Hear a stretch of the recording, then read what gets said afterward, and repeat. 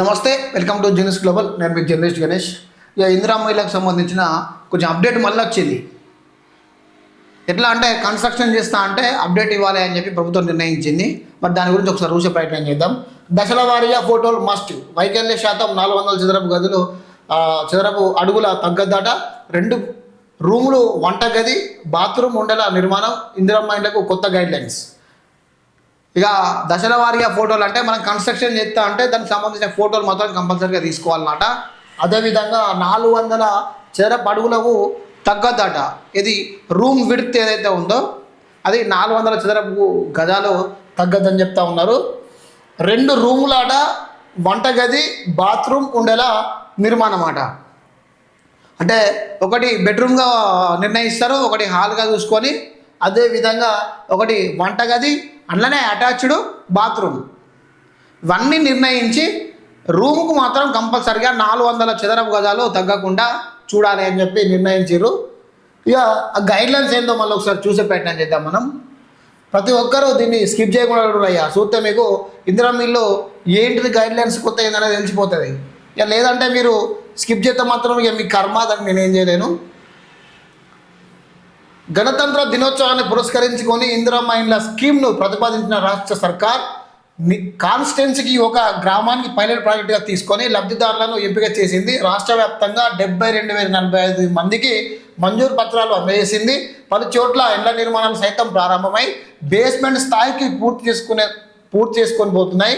ఈ నేపథ్యంలో స్కీమ్ అమల్లో ఎలాంటి అవకతవకలు జరగకుండా ప్రభుత్వం జాగ్రత్తలు పడుతున్నది. ఇందులో భాగంగా 2 రోజుల క్రితం ఇందిరామహిళకు సంబంధించిన కొత్త గైడ్లైన్స్ను ప్రభుత్వం జిల్లా కలెక్టర్లకు పంపింది. ఈ మార్గదర్శకాల ప్రకారమే నిర్మాణాలు జరగాలని సూచించింది. పొరపాట్లు తావు లేకుండా నిర్మాణాలు ఉండాలని, లేదంటే బిల్స్ నిలిపివేస్తామని హౌసింగ్ ఎండి పివి గౌతమ్ హెచ్చరించారు. క్షేత్రస్థాయిలోని అధికారులను కొత్త గైడ్లైన్స్ పంపించాలని కలెక్టర్లకు ఆదేశించారు. కాగా తొలి విడత ఇంటి నిర్మాణ స్థలం వారికి మాత్రమే ప్రాధాన్యత. 2వ విడత లబ్ధిదారులకు ఎంపికై అధికారుల దృష్టి సాధించారు. ఈ స్కీమ్లో ఇల్లు నిర్మించుకోనున్న లబ్ధిదారులకు 5 లక్షల సాయం అందించనున్నారు. ఇంటి నిర్మాణానికి ప్రారంభంలో ఫౌండేషన్ 1,00,000 చూడండి, బేస్మెంట్ పిల్లర్ లెవెల్లో 1,25,000 రూపాయలు అమౌంట్ రిలీజ్ చేస్తారట. అంటే బేస్మెంట్ లెవెల్లో. మళ్ళీ తర్వాత ఏం చేస్తారంటే 1,75,000 ఇతర నిర్మాణాలు పూర్తవుతుంటే 1,00,000 ఇస్తారట. వీళ్ళు ఏం చెప్పారు, అప్పుడు కూడా ఏం చెప్పారు అంటే 1,20,000 అమౌంట్ ఏదైతే ఉందో బేస్మెంట్ లెవెల్కు ఇస్తారట. స్లాబ్ లెవెల్లో 1,75,000 రూపాయలు మళ్ళా ప్రొవైడ్ చేస్తారట. మూడో దశలో ఏంటిది అంటే 1,00,000 రూపాయలు ఇతర ఖర్చులకు, కరెంటులకైనా కానీ, గిలాంకు సంబంధించిన కానీ ఏదైతే ఉందో అది మళ్ళీ ఇచ్చే విధంగా చేస్తారట. ఇక అదేవిధంగా ఫస్ట్ చూసుకున్నట్టయితే 1000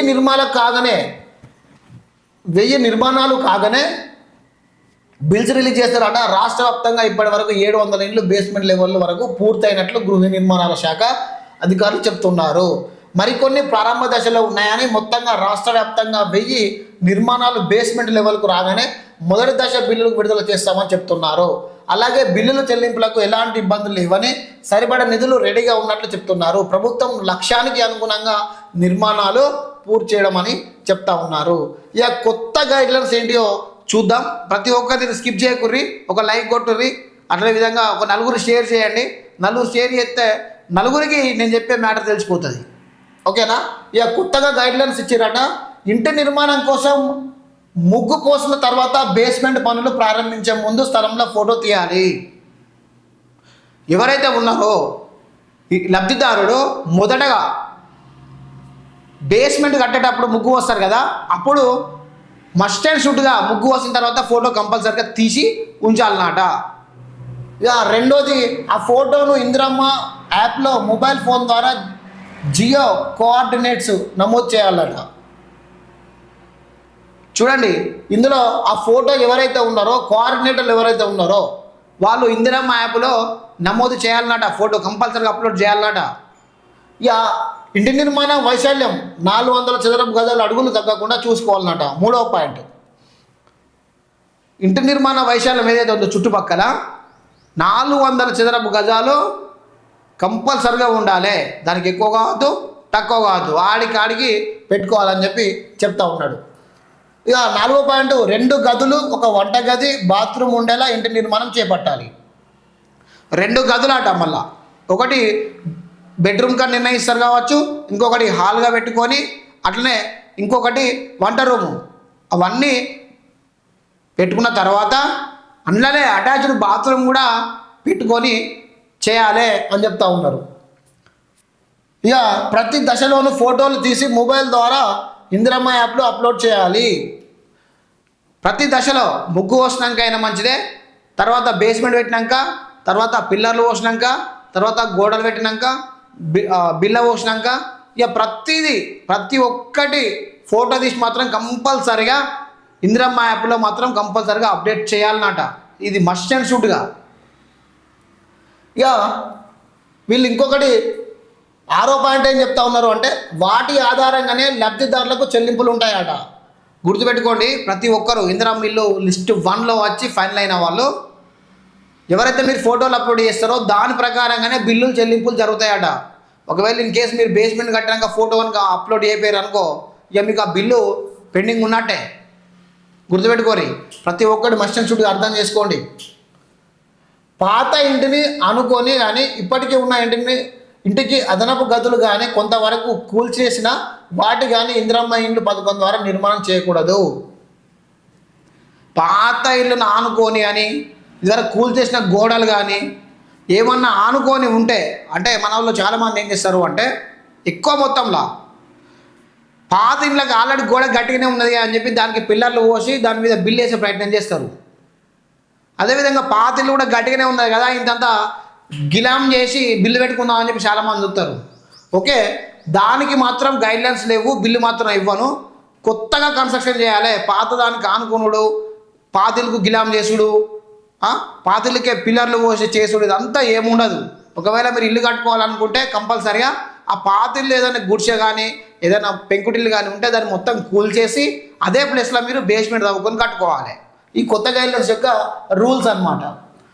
ఇక గతంలో నిర్మాణం ప్రారంభించి కొంతవరకు నిర్మించిన ఇళ్లకు ఎట్టి పరిస్థితుల్లోనూ ఇందిరమ్మ పథకం మంజూరు చేయొద్దు. గతంలో మన చేతిలో పైసలు ఉన్నప్పుడు మనం ఏం చేస్తాము అంటే ఇల్లు కట్టుకుంటే కొన్ని పిల్లర్లు పోసుకొని పిల్లర్ల స్థాయి వరకు ఆపుకుంటాం. మెల్లగా ఓసారి పిల్లర్లు, ఓసారి బేస్మెంట్, ఓసారి పిల్ల, ఒకసారి గోడ పెట్టుకుందాం అని చెప్పి అనుకుంటాం కదా. సో దానికి ఎటువంటి అనుమతులు లేవట. పాతాటికి మొత్తమే అనుమతి లేదు, ఎట్టి పరిస్థితుల్లో అనుమతి ఇవ్వద్దు అని చెప్పి చెప్తా ఉన్నారు. ఇక ఇండ్లను కలిపి కట్టుకోవడానికి అనుమతి లేదట. ఒకరి ఇంట్లో వాళ్ళకి దగ్గరగా, ఇప్పుడు సిటీలలో ఎట్లా కడతారంటే ఒకటే గోడ ఉంటుంది, 2 రూములు ఉంటాయి, గట్లా కట్టుకోవడానికి అనుమతి ఇవ్వరట. ఇండివిజువల్గా ఎవరిది వాళ్ళకి అనమాట, ఇండివిజువల్గా ఉండాలి, మధ్యలో సందు ఉండాలి 2 ఇల్లు కట్టేటప్పుడు. ఇక ఒక ఫ్యామిలీలోనూ కుటుంబ సభ్యులకు ఒక ఇల్లు మాత్రమే ఇవ్వాలి. అంటే రేషన్ కార్డుకి 1 ఇల్లు అన్నట్టు, ఒక ఫ్యామిలీలో ఒక్కరికి మాత్రమే ఇల్లు ఇవ్వాలి అన్నమాట. ఇలా చాలామందికి ఈ కొత్త గైడ్లైన్స్ చాలా తెలియకపోవచ్చు. ప్రతి ఒక్కరు దీన్ని ఫాలో కావాలి. ఫాలో అయితే ఈ గైడ్లైన్స్ మీకు తెలుస్తాయి. ప్రతి ఒక్కరు దీన్ని చూసుకుంటూ ఉండాలి. ఈ గైడ్లైన్స్ మీకు తెలుసుకొని చూసుకుంటూ ఉండాలి. ఏమాత్రం కొంచెం మిస్ మ్యాచ్ చేసినా కానీ బిల్లు ఆగిపోయిందంటే మాత్రం మీకు రాదు. ప్రతి ఒక్కరూ L1లో లిస్ట్లో పేరు వచ్చిన వాళ్ళందరూ ఫైనల్ అయ్యా. సరే, ఇవన్నీ పెట్టినావు సారు కరెక్టే, కానీ దీంట్లో మరి ఒక చిన్న గడబెడ ఉన్నది. మరి ఎట్లా? మరి చాలామంది ఇందిరమ్మ ఇళ్ళ కోసం వెయిట్ చేస్తూ ఉన్నారు. ఓకే, మీరు చెప్పిన గైడ్లైన్స్ 100% కరెక్ట్, మీరు చెప్పినట్టే బతుకుతారు. కానీ మీరు చెప్పిన నిర్ణయానికి చెప్పిన ఏదైతే జాగా ఉందో, జాగా ఉండి ఇందిరమ్మ ఇల్లు లేని వాళ్ళ పేర్లు L3లో వచ్చినాయి. మరి వాళ్ళ పరిస్థితి ఏంది? వాళ్ళని మరి రీవెరిఫికేషన్ చేసి L1లో తీసుకురారా? 2వ పాయింట్, చాలామందికి గ్రేవెన్స్లో అప్లికేషన్ పెట్టుకున్నారు. ఆ గ్రేవెన్స్లో పెట్టుకున్న వాళ్ళ పరిస్థితి ఏంది? మరి వాళ్ళకు రీవెరిఫికేషన్ చేసి వాళ్ళకు న్యాయం చేస్తారా, లేదంటే వాళ్ళను పక్కకు పెడతారా? ఇదొకటి. ఇక 3వ పాయింట్, L2లో వచ్చిన వాళ్ళకి చాలామందికి రెంటల్లో ఉన్నారు. మరి భూమి లేదు వాళ్ళకి, మరి ఎట్పిడిస్తారు? భూమి లేని వాళ్లకు భూమి కొనిచ్చి ఇల్లు ఎప్పుడు కట్టిస్తారు? వాళ్ళకి ఇట్లా న్యాయం చేస్తారు? దాని మీద కూడా మీరు కసరత్తు చేయాలి. మరి వీళ్ళందరికీ న్యాయం చేసినప్పుడు వీళ్ళని కూడా న్యాయం చేయాలి కదా. గ్రీవెన్స్లో పెట్టుకున్న వాళ్ళకి ఇలా న్యాయం చేస్తారు. L3లో ఇల్లు లేని వాళ్ళు కూడా L3లో వచ్చింది, వాళ్ళ పరిస్థితి ఏంది? L1లో ఇల్లు ఉన్నోడు వచ్చిండు, వాళ్ళనేం పరిస్థితి చేస్తారు? చాలామంది గవర్నమెంట్ ఉద్యోగుల పేరు కూడా L1లో వచ్చినాయి, మరి వాళ్ళని ఏం చేస్తారు? వాళ్ళని మడకపోయి L3లో వస్తారా? దీని పరిష్కారం ఏంటి? ఏం చూపెడతారు? ప్రజలకు ఏం న్యాయం చేస్తారు? దీని మీద కూడా కొంచెం కసరత్తు చేయాలి, చేసి వీళ్ళకు కూడా న్యాయం చేయాలి. ప్రతి ఒక్కటి పరిగణకు తీసుకోవాలి. గ్రేవెన్స్ను ప్రత్యేకంగా శ్రద్ధ పెట్టి చేయాలి. చాలామంది గ్రేవెన్స్ కోసం కొండకెళ్ళినట్టు చూసినట్టు చూస్తారు. దాన్ని పరిగణలోకి తీసుకోవాలి. పరిగణలోకి తీసుకొని దీన్ని వెరిఫికేషన్ చేయాలి. అసలు కథ గిది చూస్తున్నామండి. Genius global. నమస్తే.